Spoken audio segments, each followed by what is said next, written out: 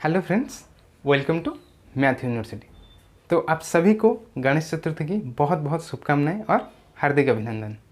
तो फ्रेंड्स, आज से हम स्टार्ट करने वाले हैं मैथ के सारे टॉपिक्स। बिल्कुल बेसिक से स्टार्ट करके एडवांस तक हम सारे चीज़ों को डीपली कवर करेंगे, राइट। लेकिन कोई भी चीज़ स्टार्ट करने से पहले हमको ये समझना ज़रूरी है वो क्या है।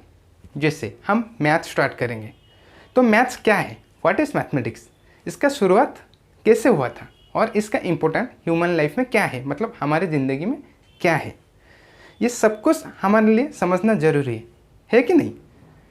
तो फ्रेंड्स, चलिए शुरू करते हैं और समझते हैं इसके बारे में। ये जो वर्ड है मैथमेटिक्स, ये ग्रीक वर्ड मैथमा से डिराइव हुआ है। ग्रीक वर्ड मैथमा से डिराइव हुआ है, जिसका अल्टीमेट मीनिंग होता है साइंस, नॉलेज,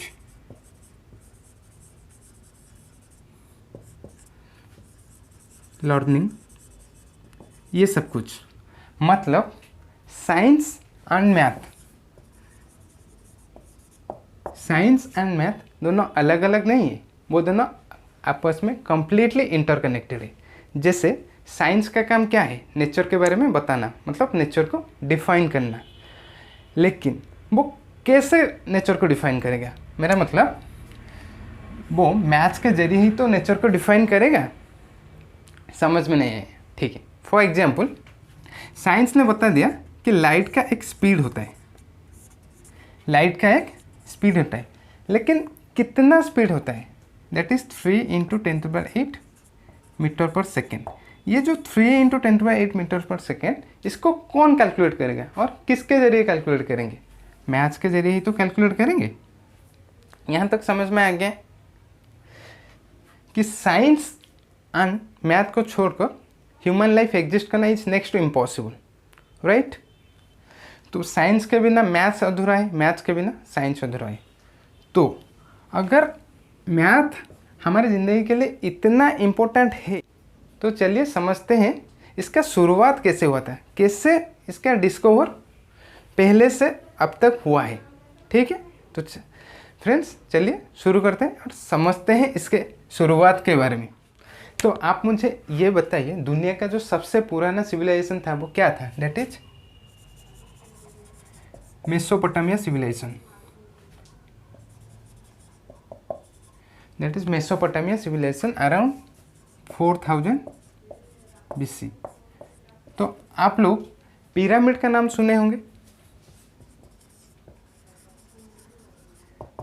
ये जो पिरामिड इस सिविलाइजेशन के लोग ने बनाए थे, तो उनको तो गणित मालूम नहीं था, फिर भी उन्होंने इतना, पिरामिड का जो साइज एंड शेप होता है बिल्कुल परफेक्ट होता है, तो उन्होंने इतना परफेक्ट साइज एंड शेप का स्ट्रक्चर कैसे बनाए, तो कहीं ना कहीं इनके अंदर गणित है, मतलब ये नेचर का इंटेलिजेंस है जो इनके अंदर ऑलरेडी फीडेड है।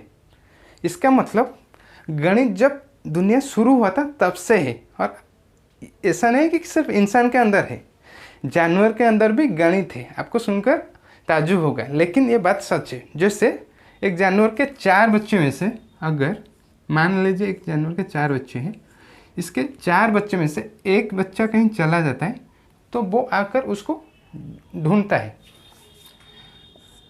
लेकिन उसको तो नंबर के बारे में पता ही नहीं है। 1 2 3 4 ऐसे तो एक जानवर को क्या पता होगा, उसको तो नंबर के बारे में पता ही नहीं है, लेकिन फिर भी वो इसको ढूंढता है। तो इसका मतलब क्या, कहीं ना कहीं नेचर का इंटेलिजेंस इसके अंदर फीडेड है, मतलब कहीं ना कहीं इसको गणित मालूम है। तो यहाँ तक तो समझ में आ गया कि इंसान और जानवर दोनों के अंदर गणित है। अब जब दुनिया शुरू हुआ था तब से ही हमारे साथ गणित है, ठीक है। सो दुनिया का जो सबसे पुराना जनजाति है वो क्या है, दैट इज बेबीलोनियन जनजाति एंड सुमेरियन जनजाति। तो दुनिया का जो सबसे पुराना जनजाति था वो क्या था, बेबीलोनियन जनजाति एंड सुमेरियन जनजाति। उन्होंने कैसे कैलकुलेट करते थे, ये अराउंड, इनका पीरियड था 2000 BC के अराउंड। तो इन्होंने कैलकुलेट करते थे अबाकस के जरिए। तो ये चीज़ों को कैसे कैलकुलेट करते थे? अबाकस के जरिए। जब आप लोग बच्चे थे तो आप लोग भी अबाकस से पढ़ रहे होंगे, लेकिन अबाकस अभी डिस्कवर नहीं हुआ, उस टाइम से डिस्कवर हो चुका था। यहाँ तक चीज़ें समझ में आ गया? ठीक है। उसके बाद दुनिया का जो सबसे बड़ा मैथमेटिशियन आए थे उनका नाम था आर्किमिडीज। इनका पीरियड था 287 BC से लेकर 212 BC तक।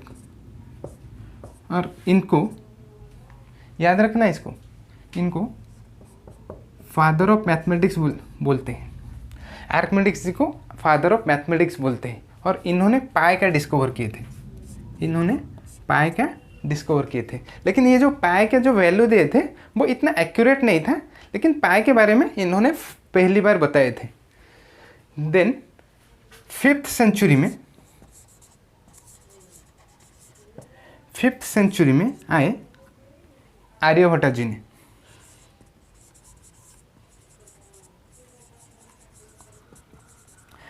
फिफ्थ सेंचुरी में आए आर्यभट्ट जी ने। इन्होंने मैथ का सबसे बड़ा डिस्कवर किया था, दैट इज जीरो। तो आप समझ सकते हैं जीरो का वैल्यू क्या है। अगर हम मैथ से जीरो को निकाल लेंगे तो मैथ का वैल्यू क्या रह जाएगा। जैसे बोलते हैं ना, everything is comes from nothing, मतलब जो भी आता है वो शून्य से आता है। मतलब सब कुछ आता है वहीं से जहाँ कुछ भी नहीं होता है। यहाँ तक समझ में आ गया कि आर्यभट्ट जी ने जीरो का डिस्कवर किए थे। और आर्यभट्ट जी को फादर ऑफ इंडियन मैथमेटिक्स बोलते हैं। तो आर्यभट्ट जी को क्या बोलते हैं? Father of Indian mathematics. तो इन्होंने पाई का 4 डेसिमल प्लेस तक एक्यूरेट वैल्यू बताए थे, दैट इज 3.1416। इन्होंने पाई का 4 डेसिमल प्लेस तक एक्यूरेट वैल्यू बताए थे। और आपको जानकर ताज्जुब होगा, अभी तक पाई का 31.4 ट्रिलियन डेसिमल प्लेस तक वैल्यू डिस्कवर हो चुका है। 31.4 ट्रिलियन। अब 1 ट्रिलियन होता है 10⁻²। तो आप समझ सकते हैं कि ये कितना बड़ा नंबर होगा। और एक बात याद रखना, हम मार्च 14 को इंटरनेशनल पाई डे सेलिब्रेट करते हैं। और इसी दिन को हम इंटरनेशनल मैथमेटिक्स डे भी सेलिब्रेट करते हैं, राइट?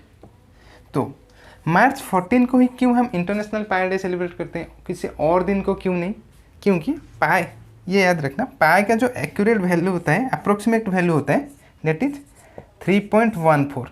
ये जो 3 है ये मार्च को डिनोट करता है, और ये जो 14 है ये 14 डेट को डिनोट करता है। इसलिए हम मार्च 14 को international pi day as well as international mathematics day भी सेलिब्रेट करते हैं। देन 7th सेंचुरी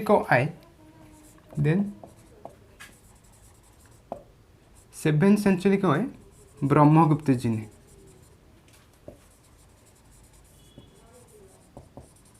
ब्रह्मगुप्त जी ने इन्होंने नेगेटिव नंबर के बारे में कॉन्सेप्ट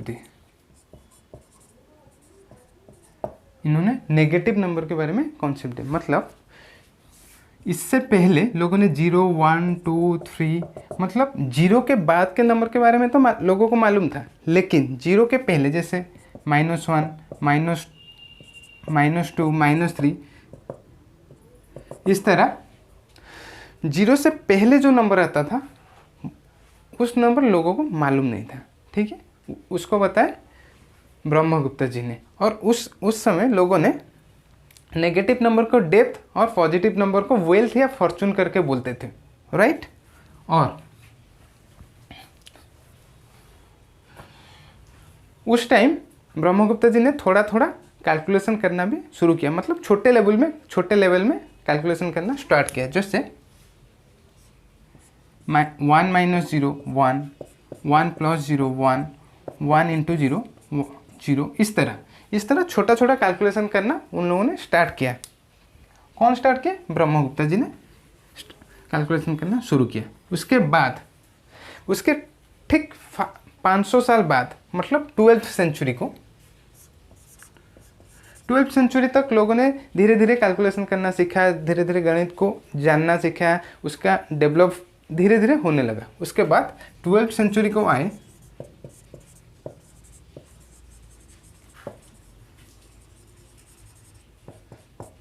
भास्करा टू, इन्होंने इनफाइनाइट के बारे में कॉन्सेप्ट दिए, इन्होंने इन्फिनिटी के बारे में कॉन्सेप्ट दिए और इन्होंने बताया कि कोई भी नंबर को अगर हम 0 से भाग देंगे then the resultant will be infinite. इसका मतलब something by 0 is equal to infinite. यहाँ पर कुछ भी रख लीजिए, कुछ भी रख लीजिए, उसके नीचे अगर हम 0 से भाग देंगे तो इसका वैल्यू क्या होगा, इनफाइनाइट होगा। और उन्होंने उस टाइम एक स्टेटमेंट भी बोले थे, वो क्या था, that is infinity is born from infinity, if we can take infinity out of infinity then only infinity is remains.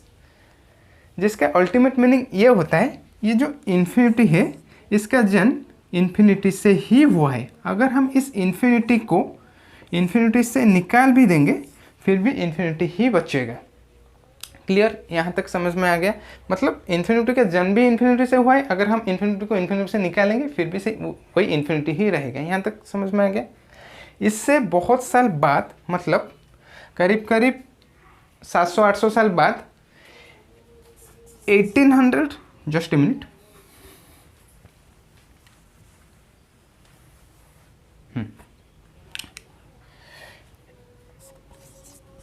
1887 22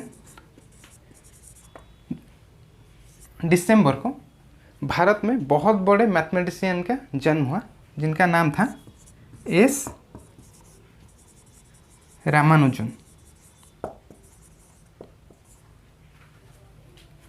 Srinivasan Ramanujan, इन्होंने द नंबर थ्योरी के बारे में कॉन्सेप्ट दिए थे और बहुत सारे मैथ्स के बारे में रिसर्च भी इन्होंने किए थे और इन्होंने इन्फिनिटी के बारे में बहुत कॉन्सेप्ट दिए थे, बहुत डिटेल्स में बताए थे इन्फिनिटी क्या है, कैसे हुआ था, इसके बारे में। तो अनफॉर्चुनेटली इनका डेथ 1920 में हो गया था, बहुत जल्द ही इनका डेथ हो गया था। इनके बारे में एक मूवी भी है जो जिसका नाम है the man who knew infinity, YouTube पे भी अवेलेबल है, आप जाकर देख सकते हैं। ठीक है, तो इस तरह धीरे धीरे करके लोगों ने मैथ्स को जानने लगे।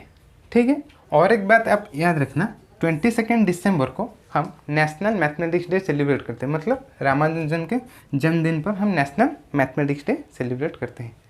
इसके बाद मतलब भास्करा टू जब बताए उसके बाद धीरे धीरे लोगों ने मैथ्स के बारे में जानने लगे, जैसे ट्रिग्नोमेट्री हो गया, अलजेब्रा हो गया, एरिथमेटिक हो गया, ये सब कुछ लोगों ने धीरे धीरे जानने लगे। Of course geometry, father of geometry हम किसको बोलते हैं, फादर ऑफ ज्योमेट्री हम यूक्लिड को बोलते हैं, जिनका पीरियड था अराउंड 400 BC से लेकर 300 BC।